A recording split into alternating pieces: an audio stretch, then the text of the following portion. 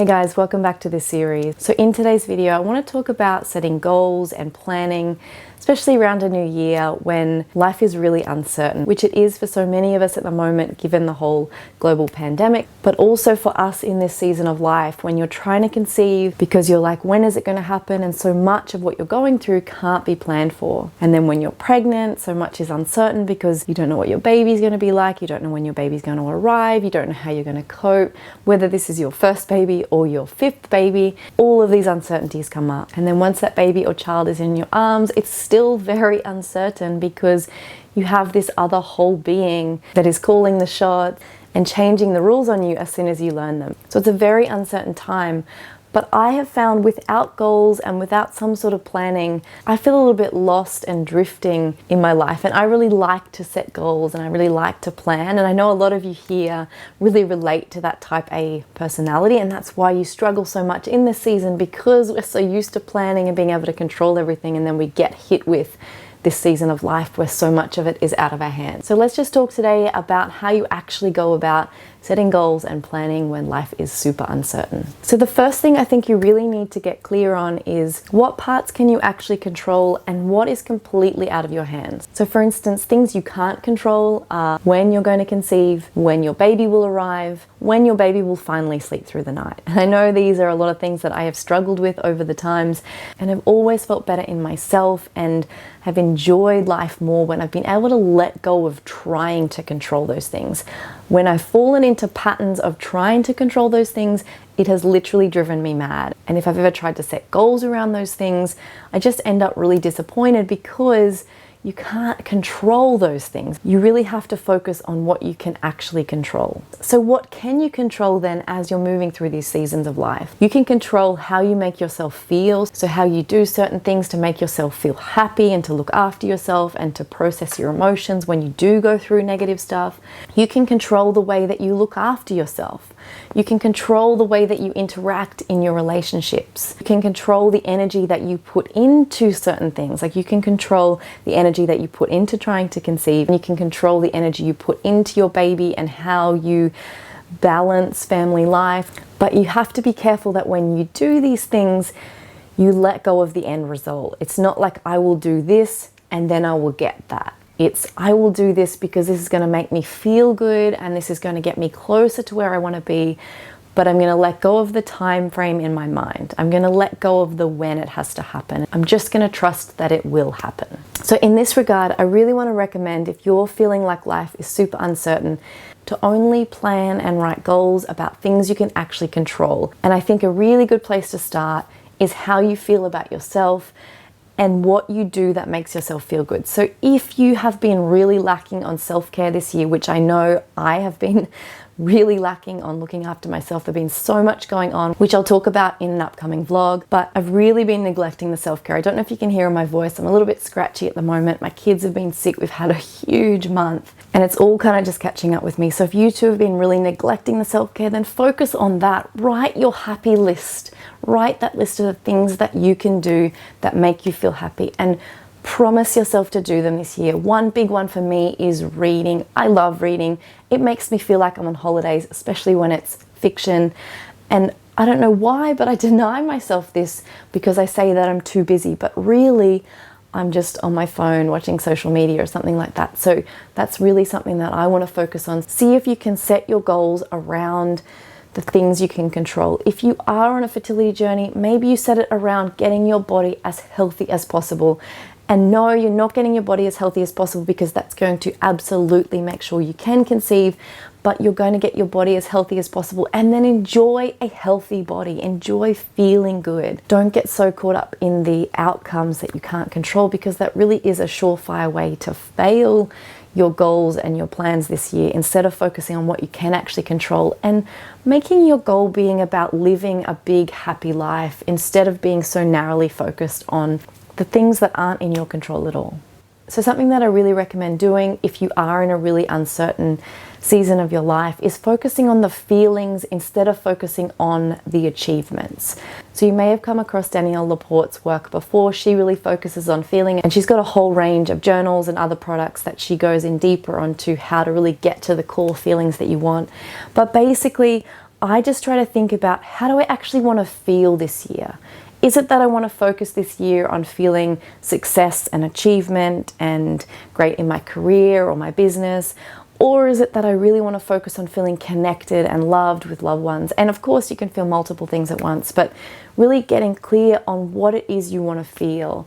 And the reason that this is so helpful is because if you can get down to the feeling, then you can kind of bypass the outcome or the way you think it's supposed to look. So let me give you an example. So I know when I've been struggling with babies who wouldn't sleep. So I have previously set a goal of teaching my kid to sleep, which, look, as we've discussed, wrong goal to set. It's out of my hands. My kids have their own ideas.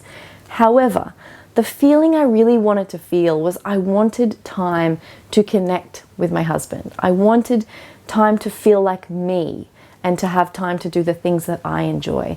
It wasn't actually about my baby sleeping at all. And so instead of focusing on the actual outcome and by giving myself the space to think about the feeling, I discovered there were other ways to get there. So instead of fixating on trying to fix the sleep issue, I was able to see that there was another way. And that way was negotiating care elsewhere, having family members come in and look after my baby, and eventually moving into daycare and things like that, so we could actually have time to connect. I could have time to feel like me. So what is it that you want to feel and focus on increasing feeling this year? Of course, you're going to feel a whole range of emotions throughout the year, but what is your overarching feeling that you want to create this year? And then go about finding your way there, because there's not only one way to that feeling. There's often many, many ways that we overlook if we're just narrowly focused on the outcome. And then the final thing I want to address is around fertility and when you're trying to conceive and setting goals and allowing yourself to be hopeful. And I have spoken about this before, but it's been coming up so much in my journaling challenge that I've been doing in my online yoga circles. It's just a free challenge that we've been doing over the 2 weeks of Christmas and New Year, because it is a really hard season. And I just wanted to open up some conversation around it and to encourage you guys to write, because I find writing stuff down just helps me get it out and helps me feel more sane. And the women in that group have been making some amazing breakthroughs, but this is just one point that I really want to talk about. And that is when you dream about what your ideal 2021 is going to look like. And in the next video you see, I'm going to take you through a guided meditation to let yourself go to your wildest dreams. And this is really hard when you're trying to conceive and your wildest dreams is that baby in your arms, that healthy baby that you have delivered. And it's hard to let yourself go there because there's so much disappointment and hurt, especially if you've gone through previous losses, previous failed IVF rounds, all of that. And I get this question all the time, should I go there in my mind, or is that just setting myself up for failure? And I've had a woman say to me before that they didn't like that my guided meditation took them through a visualization of the baby and that was really triggering. And I agree with that. It's triggering. It creates an emotional response in the body. And that is kind of the basis of my work, is that it's not denying these emotions. It's not saying I'm gonna not feel, I'm gonna hold those emotions at bay, because I don't believe that that's how we're meant to live. I believe we've got emotions for a reason and we're meant to feel and experience the whole gamut, the good, the bad, the ugly, everything. So if you're in a position where when we go to this meditation in the next video, you're like, not ready, I'm not ready to go and imagine that baby, that's okay. Don't do it.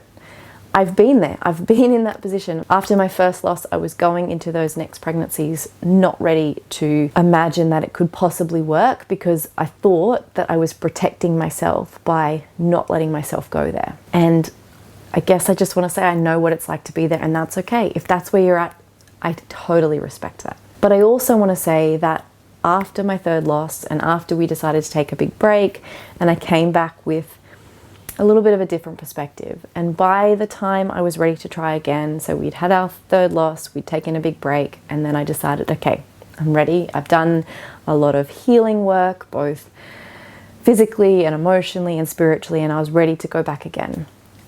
I had decided at that point that if I was going to do it again, I was going to give it my all. Because if it was going to fail, I wanted to know I had gone all in. I had not held myself back for fear of getting hurt, because trying again was kind of like signing up for potential hurt anyway. But I decided that it was worth the risk. It was worth having another baby. It was worth going for it. It was worth failing. It was worth being completely broken again for the slight chance, for whatever chance I had, because I don't know, statistics seem to be completely skewed and always point in the favor of the negative. But I just decided it was worth it. And if it wasn't going to work, I decided I would rather have gone in knowing I did everything, and then I could say, okay, I tried. I gave it my all. It didn't work. I broke my heart. But I tried, and I'm really proud of myself for going all in. And I also realized that either way it was going to hurt. Whether I let myself imagine that baby and let myself experience all that hope and that positivity, it was going to hurt if I wasn't pregnant at the end of it. It was going to hurt if I lost the baby at the end of it. Just as much as if I held myself back and thought, I'm just going to sit on the fence, I'm not going to put my all in. It was just as painful, and I knew it was going to be just as painful. I think we kid ourselves into thinking it's going to be less painful if we don't put ourselves all in, if we can go, oh well, I didn't actually try it all. But for me, I just decided that I just wanted to go for it, and I didn't want to have any regrets at the end of it, and I didn't want to look back and think, what if? And so I went there. But like I said, if you're not ready for that yet, then you're not ready for that yet. Maybe you've got other work to do first. Maybe you'll be there one day, maybe you won't. I don't know. It's your journey, and I think you need to respect your own journey and respect where you're at. You know you better than anyone, so I really recommend doing what you feel is right. But I hope that maybe my perspective helps just a little. All right, sorry for that little bit of a rant at the end for those of you who weren't here for the trying to conceive chat, but there you go. So if you are currently in a very uncertain season of life, try to set your goals and your plans around your feelings rather than the outcomes, and also really focus on the things that you can actually control rather than getting caught up in all the stuff that is completely out of our hands. I drew an oracle card today because I was starting to plan out what my goals would be for 2021, and ironically it was all about uncertainty and non-attachment, which is a huge teaching in yoga, and it was just about letting it go. Doing your best, showing up for your best, and then letting it go. You can't control the outcome. And there's such peace when you can live from that place where you can do the best that you can do, and then you can go, and I accept whatever comes from that. And trust me, there are many magical things that come from that place of acceptance, that place of non-attachment, but also that place of showing up and giving your best. Thanks again for being here, and I'll see you in the next video. Namaste.